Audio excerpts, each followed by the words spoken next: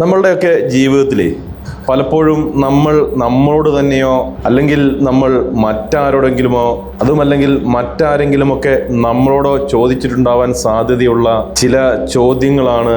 എനിക്ക് മാത്രം എന്താ ഇങ്ങനെ, എൻ്റെ ജീവിതത്തിൽ മാത്രം എന്താ ഇങ്ങനെ, ഞാൻ ആരോടും ഒരു ദ്രോഹവും ചെയ്തിട്ടില്ലല്ലോ, ആർക്കും ഒരു ഉപദ്രവവും ചെയ്തിട്ടില്ലല്ലോ, ഞാൻ എന്ത് തെറ്റ് ചെയ്തിട്ടാണ് എനിക്കിങ്ങനെയൊക്കെ സംഭവിക്കുന്നത്, എനിക്ക് മാത്രം എന്താണ് ഇങ്ങനെ ഒരു വിധി വന്നത്, എന്നെ മാത്രം എന്താണ് വിധി ഇങ്ങനെ വേട്ടയാടിക്കൊണ്ടിരിക്കുന്നത് എന്നൊക്കെ എന്നെ കാണാൻ വേണ്ടി വരുന്ന ഒട്ടുമിക്കവാറും ആളുകളും ചോദിക്കാറുള്ള ചോദ്യവുമാണിത്.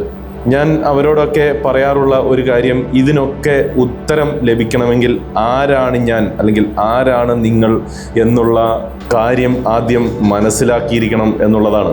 ഈ കാണുന്ന നശ്വരമായ ശരീരമാണോ ശരിക്കും ഞാനെന്ന് പറയുന്നത്?